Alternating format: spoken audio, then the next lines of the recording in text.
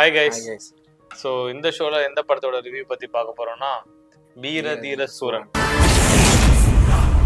So நம்ம போன ஷோலேருந்து சொன்ன மாதிரி தான். ஸோ பாசிட்டிவ்ஸை வந்து நம்ம ஏஞ்சல் அவரை எக்ஸ்பிளைன் பண்ணுவார், நெகட்டிவ்ஸை டீமான் ஆகிய நான் சொல்ல போகிறேன்.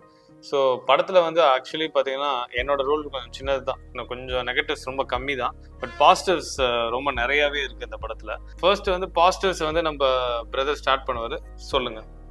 பாசிட்டிவ்ஸ் எப்பவும் போல விஷுவல்ஸ் சூப்பர், இப்போ சினிமாட்டோகிராஃபி சூப்பராக இருந்துச்சு. நம்மளே அந்த அந்த லைவாக அந்த பொசிஷனில் இருக்க மாதிரி லைட்டிங்லேருந்து எல்லாமே சூப்பராக இருந்துச்சு. நம்ம தான் அந்த அதில் நாமளும் ஒரு கேரக்டராக இருக்க மாதிரியே இருந்த மாதிரி இருந்துச்சு, பார்க்குறது நல்லா இருந்தது.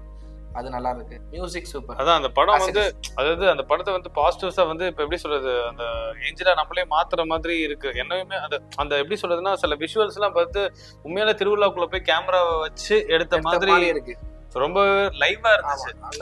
மீன்ஸ் லைக் நம்ம ஒரு சீன் கிராஸ் பண்ண போனா நம்மள தான் கிராஸ் பண்ற மாதிரியே தான் இருக்கும். அந்த மாதிரி விஷுவல்ஸ் சூப்பரா காமிச்சு, ரொம்ப லைவ் ஃபுட்டேஜ் மாதிரி இருந்துச்சு. அதாவது எப்படி இவ்வளோ பெரிய ஜூனியர் ஆர்டிஸ்டை செட் பண்ணி அத்தனை பேரை மேனேஜ் பண்ணி அவங்க யாருமே கேமராவை பார்க்காத மாதிரி ஒரு ரொம்ப லைவ்லினஸ்ஸாக ஒரு எப்படி சொல்கிறது பிரம்மாண்டமான படங்கள்ஸ் நம்ம பார்த்துருக்கோம். பட் ஆனால் அதில் கூட தெரிஞ்சிடும் இது வந்து ஒரு ஸ்டேஜ்டு அத்தனை அதை வந்து க்ரௌடை வந்து அவ்வளோ பேரை நிற்க வச்சுருக்காங்க, ஒரு பிரம்மாண்டத்தை காட்டுறாங்க. அந்த மாதிரி நிறைய படங்கள் பார்த்துருக்கோம், நிறைய டான்ஸஸ் கூட பார்த்துருக்கோம் சங்கர் படத்துலலாம். பட் ஆனால் இது எப்படி இருக்குன்னா அந்த மாதிரி இல்லை. இப்போ ஜென்ரலாக இப்போ ஒரு திருவிழாக்குள்ளே போய் கேமரா வச்சு அதில் ஹீரோலாம் அப்படி போயிட்டு வந்து அப்படியே ஒரு சிங்கிள் ஷாட் எடுக்கிற மாதிரி இருந்துச்சு. ஸோ இந்த படத்தில் வந்து பாசிட்டிவ்ஸ் பற்றி பேசணுன்ற மாதிரி எப்படி சொல்கிறது என்னையுமே பேச வச்சிருச்சு. ஸோ அந்த மாதிரி ரொம்பவே அந்த மாதிரி ஒரு ஃபிலிம் மேக்கிங்கில் பார்த்தீங்கன்னா ரொம்ப எக்ஸ்ட்ராடனரியாக இருந்துச்சு. சூப்பராக பண்ணியிருப்பேன். நைட் ஃபுல்லாக எடுத்த படம் ஃபுல்லாகவே நைட் மட்டும்தான். அந்த நைட் ஸ்டிச் வந்து நம்மளே ஃபுல்லாக நிஜமாவே நைட்டில் தான் எடுத்திருக்காங்கன்ற அந்த ஒரு ஃபீல் தான். லைட்டிங் சூப்பராக இருக்குது பார்க்குறதுக்கு. அதே போல் ஆக்டிங் வைஸ் பார்த்தா நம்ம விக்ரம் சார் ஃபிசிக் இன்னும் அப்படியே எப்படி தான் மெயின்டைன் பண்ணுறாருன்னு தெரியல. ஆமாம், அதை பற்றி சொல்லி ஆகணும். அதாவது இன்னமும் ஒரு 25-30 வயசு ஏஜ்லேயே வந்துட்டு ஏகப்பட்ட ப்ராப்ளம்ஸ் அந்த மாதிரி இருக்கும் போது இந்த ஏஜ்லேயுமே அவர் பார்க்கறதுக்கு வந்து அவர் ஒரு 60+ மாதிரி பார்க்க தெரியவே இல்லை. ஏஜ் இஸ் ஜஸ்ட் நம்பர்னு ஒன்ஸ் அகைன் அவர் ப்ரூவ் பண்ணுறாரு. கண்டிப்பாக கண்டிப்பாக அவரோட பிரசன்ஸ். அதுலேயும் வந்துட்டு இன்டர்வல் பிளாக்ல வந்துட்டு ஒரு ஜன்னல் பேர் பாடியோட டாப்லெஸ்ஸா அவர் வந்து தொங்கிட்டு இருப்பாரு. அதெல்லாம் பாத்தீங்கன்னா என்னடா இந்த மனுஷன் இப்படி இவ்வளோ, அதாவது ஒரு மசில் சாகிங் கூட இல்லை, அவ்வளோ டோண்டா இருக்காரு. அவரோட பாடி வந்து அவ்வளோ டோண்டா இருக்கு. ஒரு 30+னா நம்மள மாதிரியான ஒரு இதுல தான் இருக்காரு. அந்த ஏஜுக்கு அவர் வந்து பார்க்க அந்த ஏஜ் மாதிரியே தெரியல. அவருக்கு ஒரு அந்த பேர் பாடியோட ஒரு ஷாட் ஒன்று இருக்கும். அந்த ஷாட்ல நான் வந்து ஒரு 5 நிமிஷம் அப்படியே மறந்து போய் பார்த்த மாதிரி தான் இருந்துச்சு. ஒரு செகண்ட்ல அந்த மூவ்ஸ்லாம் இருக்க மாதிரி காமிப்பாங்க. 10 செகண்ட் தான் அது. நீங்கள் அது ஆக்சுவலாக எல்லாமே அந்த ஸ்க்ரீனில் பார்க்கணும். அந்த சீனை படத்துல எனக்கு அந்த போர்ஷன் ரொம்ப பிடிச்சிருந்துச்சு. கண்டிப்பாக எல்லாருமே பார்க்குற மாதிரி இருக்கும். ஏன்னா அந்த கன் ஷாட் சீன் அது ஒரு செகண்ட்ல அந்த கன்னு அந்த டக்குன்னு செட் பண்ணி சொல்கிற மாதிரி ஒரு சீன் இருக்கும். நான் இப்போ எக்ஸ்பிளைன் பண்ண வேணாம், அவங்களே போய் பார்த்து தெரிஞ்சுக்கிட்டோம். சூப்பராக இருக்கும் அந்த சீன் பார்க்குறது. அப்புறம் துஷாரா வந்து இப்போ எப்படி இந்த படத்தில் பார்த்த பிறகு ஒய்ஃப் இப்படி தான் இருக்கணும் அப்படின்ற மாதிரி ஒரு ஃபீலை கிரியேட் பண்ணுற மாதிரி அந்த அளவுக்கு அப்படியே சட்டிலாக ஆக்ட் பண்ணியிருக்காங்க. அந்த ஆக்டிங்குள்ள ரொம்ப இது பண்ணவும் இல்லை. அந்த ஒய்ஃப்ன்றதுக்காக ஆஜ் பூஜ் அப்படின்லாம் எதுவுமே இல்லை. சும்மா அப்படியே கரெக்டாக ஒரு ஒய்ஃப்னா இந்த அளவு தான் கொஸ்டின் கேட்பாங்க, இந்த அளவு தான் நடந்துப்பாங்கன்ற அளவுக்கு ஈஸியாக நம்மளை நம்பரை வச்சுருக்காங்க. சூப்பராக இருக்குது பார்க்குறதுக்கு. அந்த ஒரு ஃபேமிலி செட்டப்பாக பார்க்குறதுக்கு நல்லா இருக்குது அதை பார்க்குறதுக்கு. அப்புறம் நம்ம எப்பவும் போல் பார்க்குற மாதிரி நம்ம எஸ்ஜே சூர்யா சார் நம்ம எப்பவுமே ஹைப்பரா அவருக்கு ஒரு சீன் கொடுத்துட்டா அதை ஹைப்பரா வருவால கேட்பாங்களா இல்லை அவரே பண்றாரான்னு தெரியல. பட் இந்த தடவை எனக்கு இந்த ஹைப்பரான அந்த ஃபீலே கிடைக்கல. அவரும் ரொம்ப சட்டிலா இருக்க மாதிரி, சேம் டைலாக்ஸ் அதே மாதிரி இருந்தா கூட ஆனா ரொம்ப சட்டிலா நடிச்ச மாதிரி தான் இருக்கு. ஒரு சீன் கூட அவருக்கு பழைய படத்தை ஞாபகப்படுத்துற மாதிரியான சீன்ஸே இருக்காது. ரொம்ப சட்டிலா அந்த மாதிரி ஆக்டிங், காஸ்டிங் சூப்பர். அதெல்லாம் எதுவுமே சொல்லவே முடியாது. எப்படிதான் பொறுக்கி எடுத்திருக்காரான்னு தெரியல. அப்புறம் அந்த சுரேஷ் தானே மலையாள ஆக்டர், அவருக்கு ஒரு ப்ரொமோஷன் கொடுத்துருக்காங்க. இதுல முழுசா அவர் யூஸ் பண்ணிக்கிட்டாங்களான்னு கேட்கும்போது அது கொஞ்சம் யோசிக்கிற மாதிரி விஷயம். ஆனா அவர் கொடுத்த ஒரு சில போர்ஷன்ஸ் அவர் சூப்பராகவே பண்ணியிருக்காரு. மேபி இதுக்கு அடுத்து அவருக்கு தமிழ் சினிமால நிறைய சான்சஸ் கிடைக்கிறதுக்கு இது ஒரு லீடா இருக்கிறதுக்கு வாய்ப்பு இருக்கு. அப்புறம் மற்றபடி இன்னும் குட் போர்ஷன் தான், இல்லை நிறைய குட் போர்ஷன் தான் இருக்கு, சொல்லிக்கிட்டே போகலாம் இன்னும் கூட. இல்ல அதான் இப்போ வந்து பாசிட்டிவ்ஸ்ன்னு பாத்தீங்கன்னா அவர் இன்னுமே நான் சொல்ற மாதிரி நிறைய பாசிட்டிவ்ஸ் இருக்கு. பிகாஸ் வந்து விக்ரம் வந்து ரொம்பவே கமர்ஷியல் மூவிஸ்ல இருந்து ரொம்பவே அவுட் ஆஃப் த இது போய் ரொம்ப நாள் ஆச்சு. எப்படி சொல்றதுன்னா அவர் வந்து டோட்டலாவே வந்துட்டு அவரோட கேரக்டர்ஸை சேஞ்ச் பண்ணிக்கிட்டு அவரோட டோட்டல் லுக்ஸ் எல்லாமே சேஞ்ச் பண்ணி நடிப்பாரு. இப்போ வந்து ஒரு கேரக்டர் நெக்ஸ்ட் டோர், அதாவது நமக்கு ஒரு ரெகுலரா பாக்குற ஒரு கேரக்டர் மாதிரி ஒரு படம் வந்து ரொம்ப நாளுக்கு அப்புறம் இப்பதான் கொடுத்துருக்காரு.